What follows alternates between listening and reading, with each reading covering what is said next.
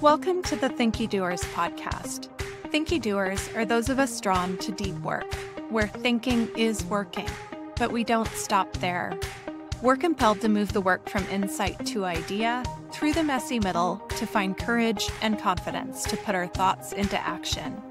I'm Sara Lobkovich, and I'm a Thinkydoer. I'm here to help others find more satisfaction, less frustration, less friction, and more flow in our work. My mission is to help changemakers like you transform our workplaces and world. So let's get started. Hello all, I am so excited for today's episode. This is part one of a two-part series that's actually almost a year in the making. Every so often, I get an email from one of the over 100 specialty platforms in the OKR space wanting to meet about potential partnership, and I'm really boundaried about that. My focus is on methodology adoption, so I do keep tabs on the platform space because clients ultimately often graduate from working with me to adopting a platform. But my communication with platforms is typically just one meeting to hear about their focus and approach and who their solution works best for. I file the information away in our knowledge base, and then that's it. But last November, I got a message from Narita, the Partnership Development Manager at Tability. I took the Get to Know You meeting, and Sten, Tability's CEO, crashed our party. I learned a bit on that call about Tability, about where the product came from, and they learned a little bit more about my approach, and we've just kept lightly in touch ever since. But then a few weeks ago, Narita and Sten orbited back around for a catch-up conversation, during which Sten point blank asked me if he could interview me here on Thinkydoers. So how could I say no to that? So today is part one of that conversation with Sten hosting. And then in our next episode, I turn the tables to ask Sten some questions about his Thinkydoer career, which took him from development into product management and now into the CEO and founder role. I fundamentally believe that every person listening to this podcast is a potential future CEO. That's just how I approach everyone I work with. So I am really delighted to be able to share these conversations as inspiration for anyone out there who thinks maybe someday, with a side of, but there's no way I can, about stepping into the CEO role. So here's a little nudge in this two-part series that if I can do it and Sten can do it, then maybe you can too. So let's get started on part one and then come back next week for part two of this series. Today is a treat. I have Sten Pittet here with me. Sten is with Tability, which is an OKR platform I became acquainted with last year. It was kind of a funny, mutual fandom situation. So Sten and I and his team have been in touch for a while just about some of the ways that our approaches and thoughts on OKRs are in nice alignment. So we got together a couple weeks ago and we were having one of our catch-up chats. And Sten asked if he could come on and interview me on my own podcast. So that's what we're going to do today. I couldn't say no. So this is going to be a two-part series. We're going to start with Sten interviewing me, and then we'll switch gears at our recording halfway point, and then I get to ask Sten questions for a little while. So Sten, I just want to welcome you and say thank you for doing this with me. No, thank you. No, I'm super excited about this. So before we get too far into it, can you just introduce yourself and tell me a little bit about the work that you do? Yeah, so I'm Sten. The accent is French, but I live in Australia, so it starts to be a bit complicated here. And so what we're doing, it's hard for me to say that we're trying to just build an OKR platform because I think we'll get into that conversation. And it's more about enabling new ways of working. We've seen teams going from being very focused on projects to now caring a lot about the outcomes, but there wasn't a tool that really was designed for that. So this is what we're doing at Tability. It's a new kind of platform that really puts goals at the center that helps teams be able to understand how to prioritize things the right way. So I'm co-founder of this company. We're split between different parts. Some people are in the US, some people in Australia as well? Listeners will know I don't often kind of weigh in on platforms because I'm really focused on the methodology adoption. And so we are going to talk about Tability a little bit, but more in the context kind of your career in our second episode. Sten, I feel very nervous handing the hosting over to you here, but I'm going to do it. So go for it. You can ask me whatever you like. Yeah, well, I find it funny as well because my assumption is that people hear you doing introduction about a lot of people, right? And people like telling you who they are. But I wonder how much your audience knows about you. And when I met you, I was just fascinated by your approach because by all means, right, you're a very softly, no, not very softly spoken person, but it's like let's say that when I read the titles of your book, like No-BS OKRs, like I look into it, I'm like, that's someone that has a very strong position. And then I met you and I was like, oh, you're very nice. And I love that approach. I wanted to meet you and I wanted to talk to you about that view that you have because I find that No-BS OKR approach really interesting and something that resonates with me. So I thought we might as well have a conversation and make that public. My first questions will be, how did you get there? Like, what was your journey that took you to now writing books, having workbooks, guiding teams, and helping a lot of people to understand how to do OKRs the right way? Survival. My earlier career as an individual contributor, I can't even think about how much of my brain power went to trying to figure out what was expected of me.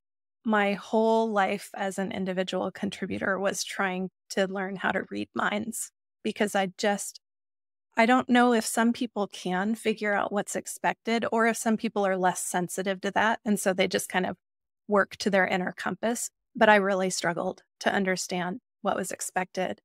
And then when I got into executive leadership, I felt that from both directions.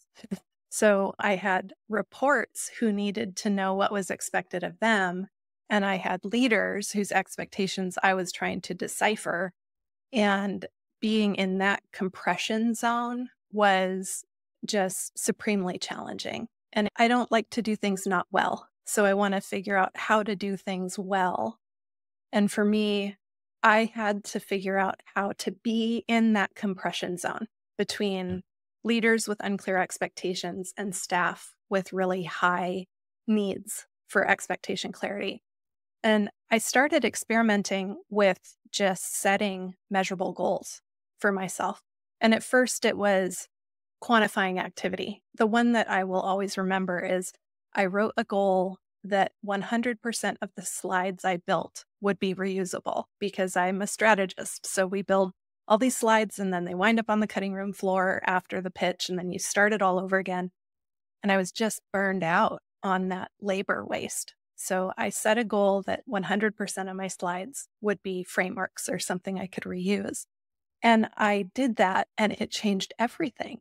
Like that one goal gave me something I cared about to work toward in my work. So it wasn't trying to figure out what someone else wanted from me. It was, what do I care about?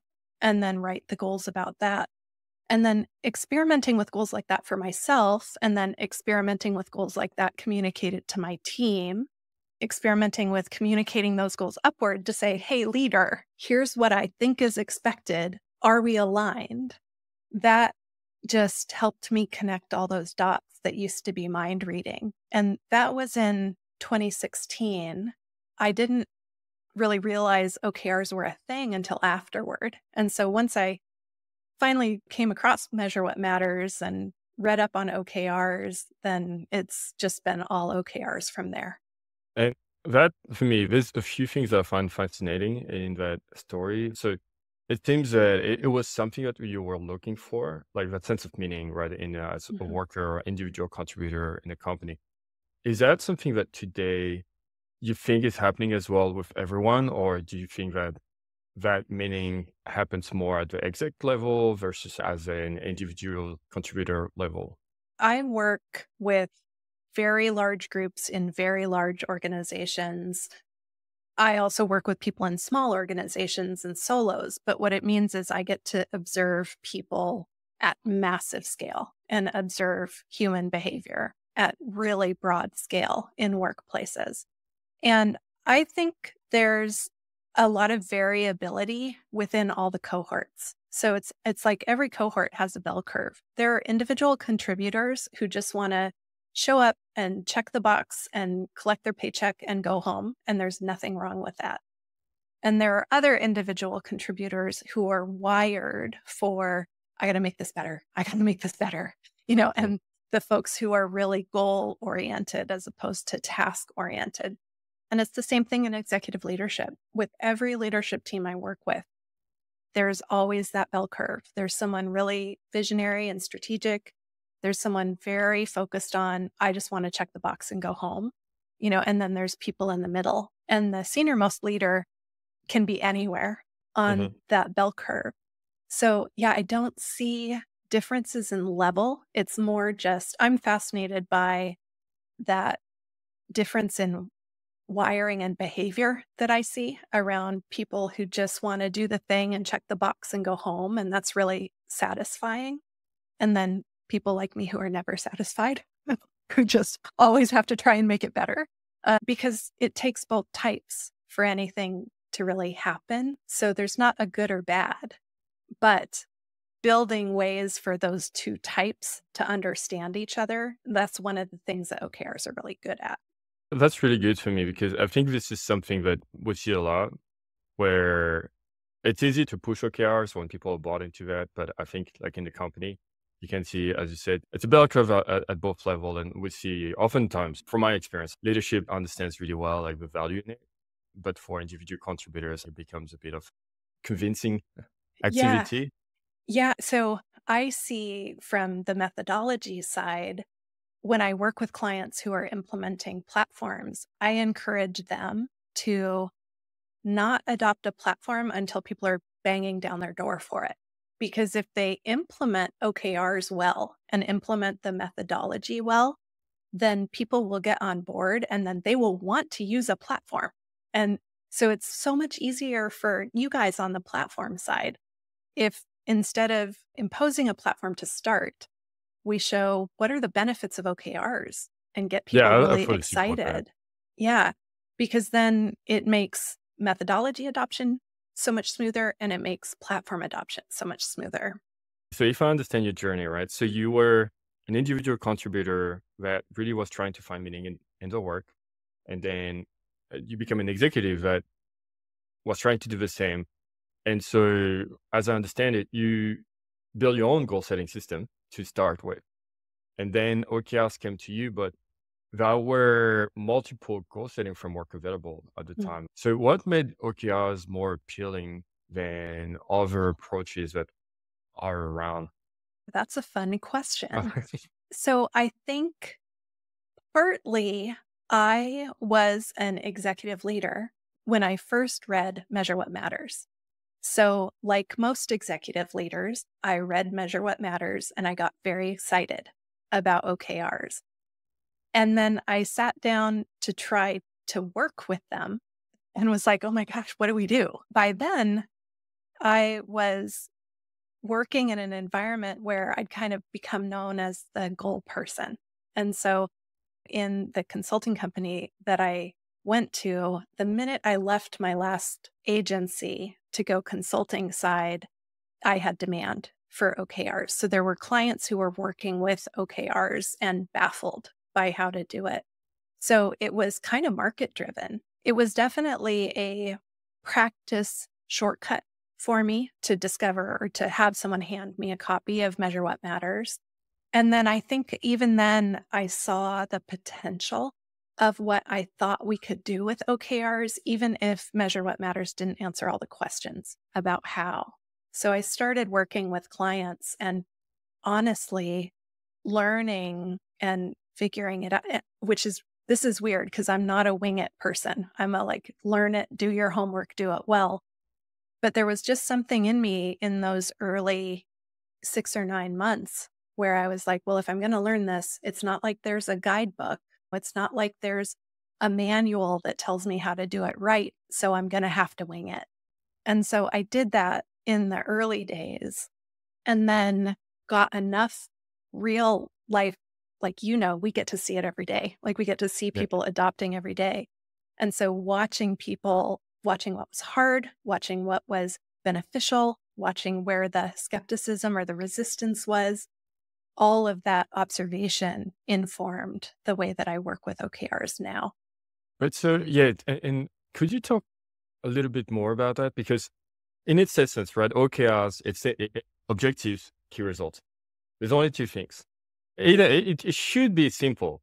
If I think about what it took when I was at that lesson before, right? So I think we'll talk about that. But when Scrum was introduced, the amount of things you had to learn and the story points and the things and the roles, like OKRs, like you read the book and it's like you need to have objectives, clear objectives, measurable key results. Why is it so hard? I think what's different and that's a perfect example to look at Agile and Scrum and to look at OKRs and say, why is this so different? But I think what's different is Agile and Scrum solves our problems. Like Agile and Scrum is something that we have to learn as workers for sure. But Agile and Scrum solves for pain points among the people doing the work within the organization, where OKRs are often brought in by leadership because they want more performance out of their teams. So OKRs sometimes get brought in by the people just like Agile, just like Scrum. And so sometimes the methodology comes in within the organization, but a lot of times OKRs come in through the C-suite or come in through the executives with a model of, I want more performance from our team, but not all executives are willing to learn the practice. Like I've had executives before I got better at filtering this out. I worked with one executive team and a really awesome leadership team in a very large organization. And 9 months in, the leader could not use the term objective or key result correctly. Like couldn't distinguish between the two. So we had 9 months of effort into an implementation that the senior executive wasn't modeling even the basic words and meanings of. So I think OKRs, sometimes leaders don't take into account the importance of walking the talk and modeling the vulnerability and the risk taking and the transparency and the courage of creating OKRs. So when we have leaders that model those behaviors, that's when implementations tend to be really successful, because then that's when people in the organization see this is beneficial for me because it fills in my information gaps. It makes it easier for me to align my work to what's important. I can be more successful. And so I'm hard on leaders, but I also have a lot of empathy for leaders. I know how hard the role is. But I think in our fast moving industries that most of us work in, leaders have to have that intellectual humility to spend the time to learn what an objective is, what a key result is, and then model those best practices, because that's how they get what they want out of their organization. But so to make sure I understood that, right? One of the issues, like OKRs push from the top, but then the same people that are pushing it tend to be really busy and not necessarily finding the time to invest in learning how that framework works. I think that's a great segue to the work that you've done. Like I read your workbook and I find it amazing. Personally, I think that another thing that is missing was, when I read Measure What Matters, it's a very inspirational book and it's full of great stories. That's a perfect book that you need. If you need to understand what's the value in it and you need to convince someone, you give him back, right? Yep. And generally speaking, like everyone comes out of it speaking like my organization needs that. It's amazing. Yep. But then I feel like what is missing compared to something like Scrum is like there's no rules. You come and you're like, okay, let's do it. And then you're like, okay, how do I start? And what are the rules and how do I do this compared to other frameworks that are very regimented? So when I read your book, I was actually excited to have exercises. But so talk a little bit about that. It's like, how did you come up with the need for you to say, hey, I've got all these things, all these thoughts. I'm going to put it together. And I'm sure that, there's like many steps before you write a book. So how do you go from, okay, now you're a consultant, you've been working with companies, to getting that amount of knowledge and then putting that knowledge together in something that other people can use?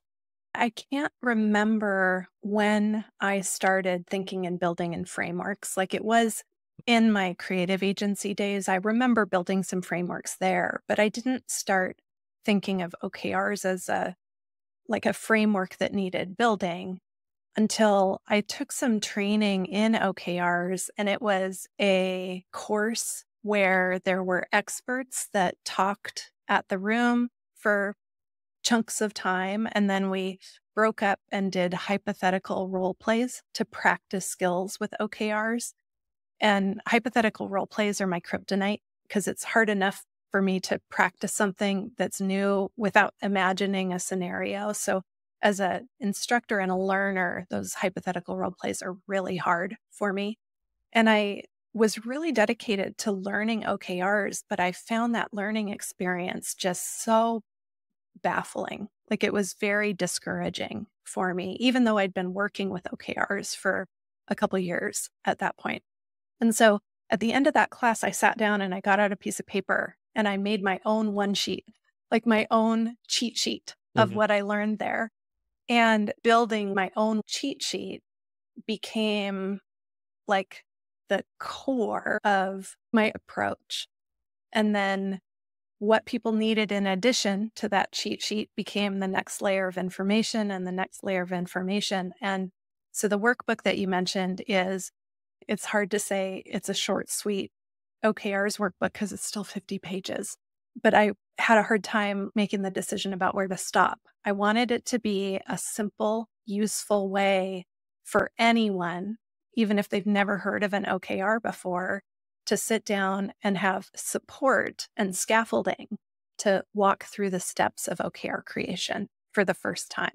And that step by step, feeling confident and excited about the goals that they created and knowing this is a learning process. So it's not about writing right or perfect OKRs. It's about running a sequence of experiments and how to get better. And so that's really how the books happened. It was the same thing you mentioned. I got to the end of Measure What Matters and I was like, okay, great. How do I do this? And I saw the Google Playbook. I saw some other references that were out there, but none of them gave me that step-by-step sequence, which is how I learn. And it's not how everyone learns. Lots of people can just wing it and figure it out. But I have found there's something about people drawn to OKRs, I think because they fill a heuristic gap for some of us. Those step-by-step approaches and the worksheets are really helpful because those fill the heuristics gaps of creating OKRs. So it's been really exciting. I love that workbook. I get really strong positive feedback about it. Right now it's available in PDF and I'm excited to get it into print just because then, it's one more way that folks who don't want to do this on digital screens can actually have a physical book that they can write in. My goal is that these resources help people who are struggling with OKRs right now. But my goal is also that people who've never heard of OKRs find the books that I write and the work that I do helpful in learning how to set goals that help them have more successful careers. Yeah, I'm gonna jump in and say to your audience, I know this is weird, but I want to promote your own workbook on your thing because yeah, like, a lot of books are really helpful, but like a workbook is this is great because I think the thing is you need some help to take your mind out of the projects and start thinking in terms of outcomes, and that's really hard when all we do day in day out is just like activities. Mm. It's outputs, outputs, outputs. And so that's the thing is like I would really say to everyone, just get the PDF, work with that. That's a great way to have a forcing function to make you think like, okay, what are the goals here? Mm. I love a No-BS OKR title Yeah. because the implication of it is that people might be doing the opposite. That's a strong title, right? That's one thing that I loved about when we met the first time. Is like I feel like you have really strong views on some of the things we do right and wrong. Mm. Talk about the no BS part of it. Yeah, when I kind of started to put together, it was really the first version of the workbook. I knew I needed to brand the approach, and I struggled. I finally landed on evolutionary OKRs because I felt like that was a good way to communicate this is an iterative process, it's a learning process, it's a growing process. The first version of the book was written with that name. And in parallel, I created a course. And when I made the course like placeholder, it was a really fast development. So it wasn't a like protracted product development. It was like a couple week sprint. I decided I wanted to get a course pulled together with the basics. And my rough draft wireframe was this is just a no BS thing. Like this is going to be a no BS course. And I couldn't not use it. It's not shade on anyone. I'm not actually saying that there is BS out there in the field. I have only respect for other OKR practitioners, including ones that I fundamentally disagree with. My approach works for the companies I work with, and their approach works for the companies they work with. But I do think what I've done is kind of distilled the practice down to a simple kind of I was going to say no dogma, but there's still dogma because I do believe this is a transformative process. But I've just tried to distill it down to be no BS, not waste your time. Like we create OKRs fast because we're going to ultimately learn how to make them better by working with them, not by taking more time to create them. So I still use evolutionary OKRs in more conservative environments. We still have that brand available, but the more I just played with that course design, that name just took over the practice. And if there's one thing about me, I know I am my best when I am telling the absolute truth. Like when I get to just call it like I see it and be honest and unfiltered and kind always, but direct and honest. And that was the name, I think, that is Mm. direct and honest about what you're going to get working with me. Yeah, so it's not so much about calling out people. It's not at all like about calling out people. It's more a pragmatic approach to it. It's like, let's remove all the unnecessary Yep. bits. Let's go down to essential. Yeah, I think that's important. It's like I've said time and time again in calls. I have a slide that says the mistake that you'll all make, and it's just like you're gonna make it too complex. And it's many parts, but it's like we can't resist having more goals than we Yes. want, or trying to find like convoluted ways to measure things. Yeah, this was for me. I think that's a great title, and I think it's great if you can present it as is in a company because it sends a message as opposed to be Hmm. like a little bit too soft on that advice. I think that's an important advice. Yeah. I mean, it also just doesn't do anyone, there are some cultural environments where it's just necessary. There's not a negotiation, but most people who work with me are hiring me because I call it like I see it and they want my unfiltered truth. And so it's a good filter, for whether folks want to work with me or not. And if it's a good use of time for both of us. And so yeah, and there's a follow up to that, right? It's like so you have a book coming up as well, like you're a strategist. Mm. Is that correct? So what I would say is the No-BS OKRs workbook is a OKRs workbook. And you are a strategist, uses OKRs as a tool. So it does teach and coach No-BS OKRs, but it puts them in context of there are people who are strategically wired, who struggle in their careers because of communication and like they're long talkers like me, like there's all these characteristics that those of us who are wired for strategy possess that might make career hard. And so that book is contextualizing skills to help those people be more successful. But what it also is the people who have heard their whole careers, you need to be more strategic and had no idea what to do with that feedback. Like, no idea whatsoever. There's no answer. You can't Google that and find a good answer. This is also a tool for those people to get acquainted with their inner strategist, because we all have them. Like, it's in everybody. And so that book is, I want it to be a way that people get connected with their own inner strategists and have tools. And then we can share the language across everyone, no matter what their wiring is.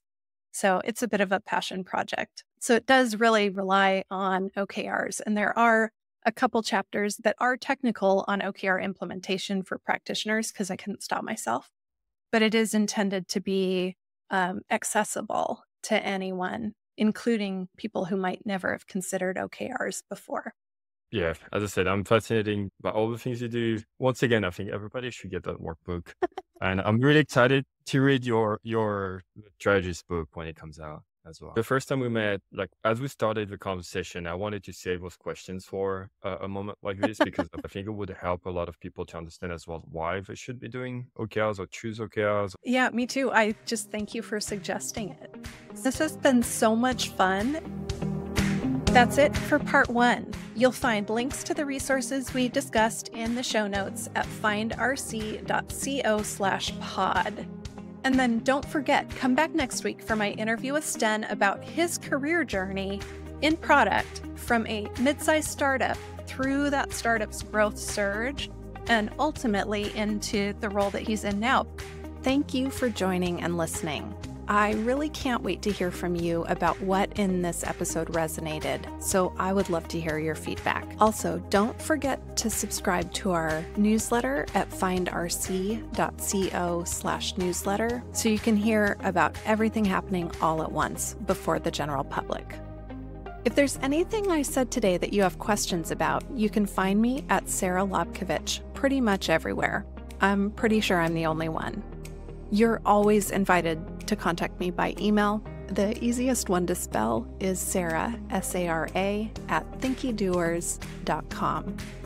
If you have other Thinkydoers in your work world, please pass this episode along. We really appreciate your referrals, your mentions, your shares, and your reviews.